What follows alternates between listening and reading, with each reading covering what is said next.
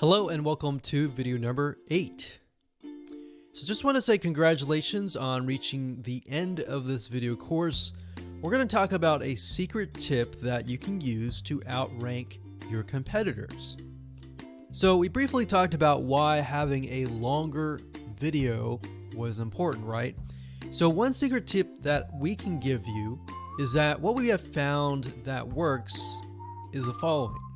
Longer videos in the sense of live streams, which means you get on YouTube and you talk to people live.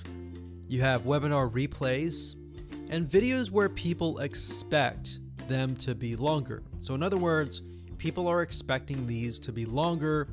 If you make a normal video that people expect to be 5 minutes and you make it an hour, then you're not really going to hit that 50%.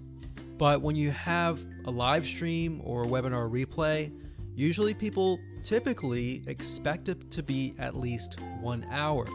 So because people expect it to be 1 hour or longer, they expect to take time out of their busy schedule to actually watch your longer video. And what we found is these work really well compared to the average video.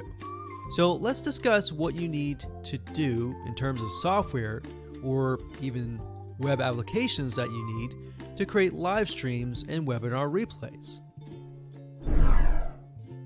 So in order to create a YouTube live stream, you're going to need to have a broadcasting software. There are many. You can go to YouTube and type in live stream, how to set it up, and there's a lot of videos on that.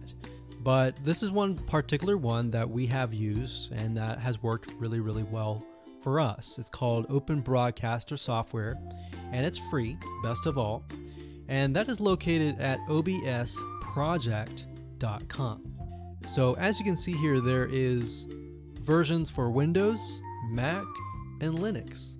So it's simply as easy as downloading and you can start streaming.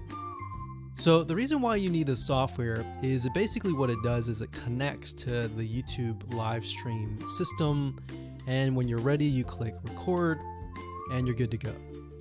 Now I'm not going to go in depth on how to use this product just simply because there are so many different options and so many different ways of using it. Now like I said, the tip is when outranking your competitors to have longer views. This is good for kind of a face-to-face talking head type long video. Now, if you want to use a camera, you can do that. If you want to do something like screen capture, meaning you're going to show your screen, then you're going to want to use something like GoToWebinar. And you can go to gotomeeting.com/webinar to do that. Another tool that we have used, which as of now, it is free, and who knows, it could change. So GoToWebinar does cost money, but it's a nice way to kind of engage with people. So this is the route that I would go if you are engaging with people. If you're not engaging with people and you're simply doing screen capture, there is a tool called Use Loom. Let me show it to you. So useloom.com. Loom is essentially a Chrome plugin. And what it does is it allows you to record your screen. It's super easy to use. In fact, it's super, super fast. It's so fast that you can literally start recording, and within seconds when you're done, you'll have the video in hand. And you can download the actual video file to your computer really fast. So those are the 3 options that I would go to, and really depends on the avenue that you want to take. So like I said, create a longer video, but just don't create any content. Make sure that the content is valuable because you want to make sure that people watch all the way through, or if not, watch at least 50%.